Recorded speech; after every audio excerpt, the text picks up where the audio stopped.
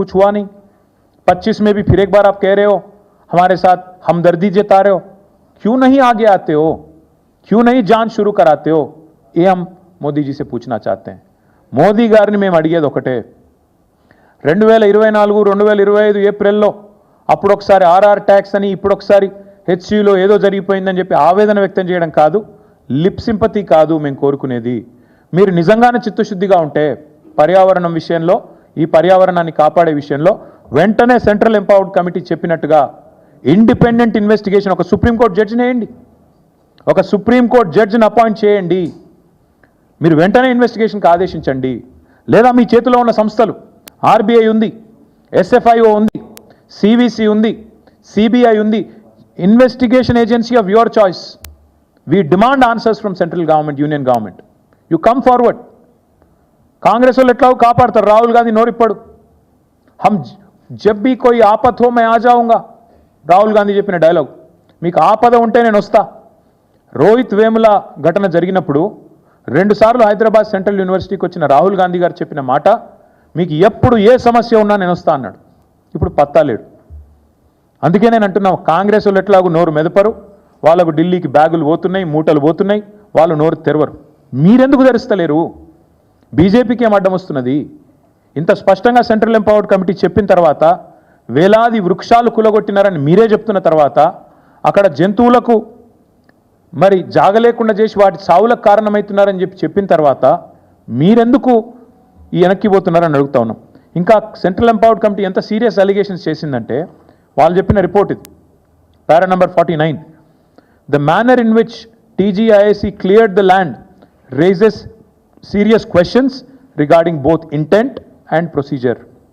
వాళ్ళ ఉద్దేశాలు, వాళ్ళు ఏ పద్ధతిలో పోయారో రెండింటి మీద కూడా మాకు తీవ్రమైన అనుమానాలు ఉన్నాయి. ఇది సెంట్రల్ ఎంపవర్డ్ కమిటీ చెప్పిన మాట. ఇంతటితో ఆగలేదు, ఇంకా చాలా చెప్పారు. వారు state government should have ideally looked into these facts while constituting an expert committee.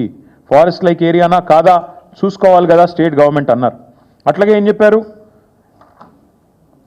Prevention and control of pollution act 1981, అదేవిధంగా వాటర్లో prevention and control of pollution act 1974, ఈ రెండింటికి సంబంధించి ఈఐఏ ఎన్వైరన్మెంటల్ ఇంపాక్ట్ అసెస్మెంట్ ఏదైతే జరగాలో, it appears to be a deliberate act by TGIAC to bypass environmental scrutiny.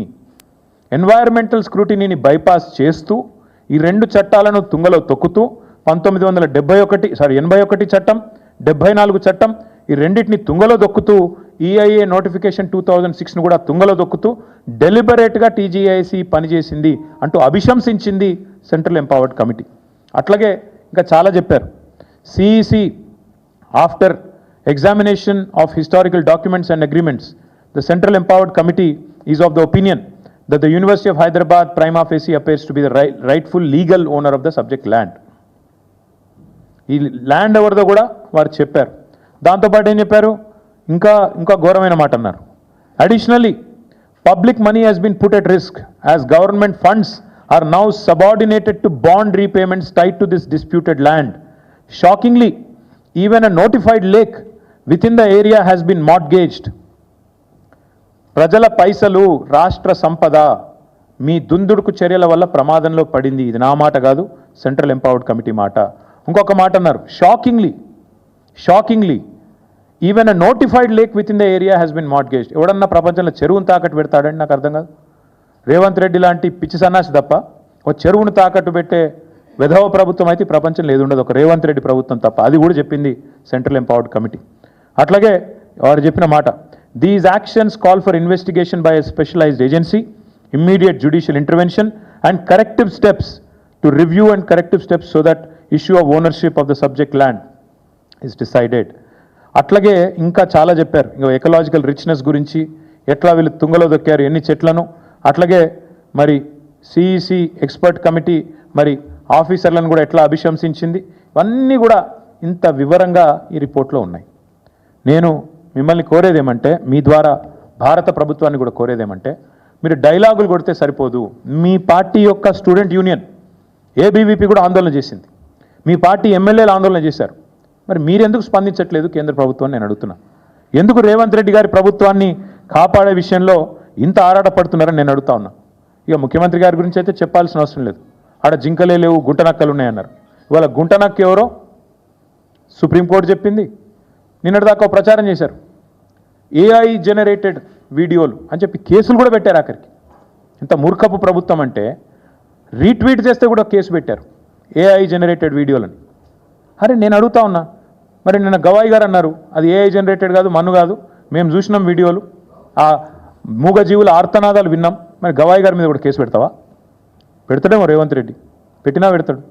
అంటే ఎంత మూర్ఖపు ప్రభుత్వం అంటే ఇవాళ ఆడ చచ్చిపోతున్న జింకలు లేవంటాడు, గుంటనక్కలు ఉన్నాయంటాడు. ఇంకా దారుణం, అక్కడ మొత్తంగా అన్నిటికన్నా దారుణమైన విషయం, ఇవాళ చేయాల్సిందంతా ముఖ్యమంత్రి చేస్తాడు. ఈ దూకుడంతా ముఖ్యమంత్రిదే, ఆ పైసల వేట ముఖ్యమంత్రిది, మూటల వేట ముఖ్యమంత్రిది. కానీ బలి పశువులు అవుతున్నది ఎవరు? చీఫ్ సెక్రటరీ గారు, అధికారులు.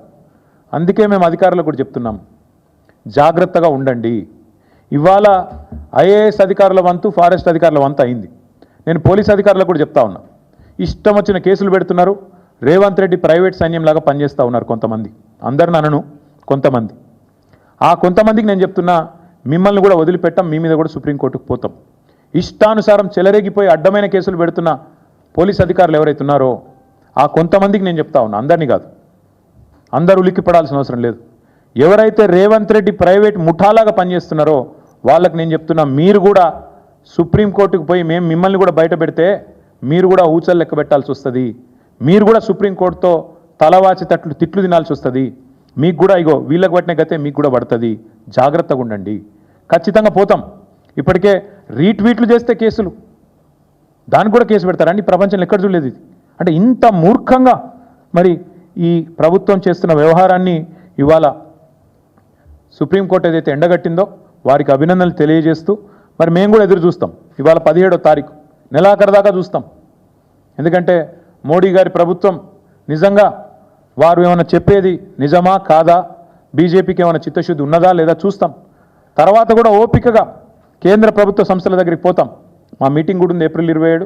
అది అయిపోయినాక కేంద్ర ప్రభుత్వ సంస్థల దగ్గరికి మా పార్టీ నుంచి పోతాం. పోయి వారికి ఆధారాలతో సహా మళ్ళీ ఇస్తాం, ఫిజికల్గా ఇస్తాం. అప్పుడు కూడా స్పందించకపోతే ప్రజాక్షేత్రంలో బీజేపీని కూడా తప్పకుండా ఎండగడతాం. మీకు చిత్తశుద్ధి లేదు, రేవంత్ రెడ్డి ప్రభుత్వాన్ని కాపాడుతున్నదే మీరు అని చెప్పాల్సి వస్తుంది. 1996లో ఇచ్చిన సుప్రీంకోర్టు తీర్పు నిన్న కూడా జస్టిస్ గవాయి కోర్టు చేశారు. సుప్రీంకోర్టు తీర్పు చాలా స్పష్టంగా ఉంది. మేము ఇదివరకు కూడా చెప్పాం, మళ్ళీ చెప్తున్నాం.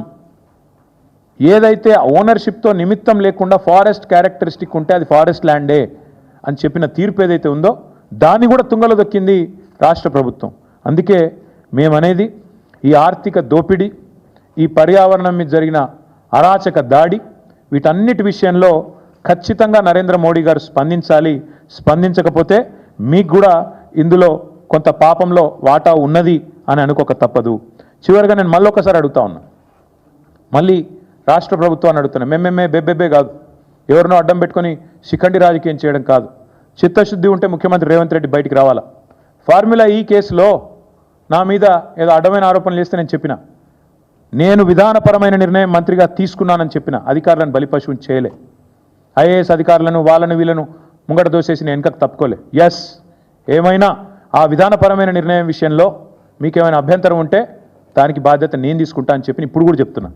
రాజకీయం అంటే అట్లా చేయాలి, అంతేగాని మంచి జరిగితే నాది, చెడు జరిగితే అధికారులది అని ముందు పెట్టి వాళ్ళని బలిపశువులను చేసే కుసంస్కారం మా పార్టీకి లేదు.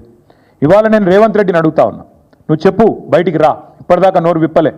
400 ఎకరాల భూమిని, నీది కాని భూమిని టీజీఐఏసీ తాకట్టు పెట్టి 10,000 కోట్ల అప్పు తీసుకోవడం తప్పు కాదా? నంబర్ 1. యాజమాన్య హక్కులు లేకుండా ఆర్థిక సంస్థలను, బ్యాంకులను మోసం చేయడం నేరం కాదా? నేను అడుగుతా ఉన్నా. ఆర్థిక సంస్థలను మోసం చేసిన ముఖ్యమంత్రిని, టీజీఐఏసీ సంస్థను విచారణ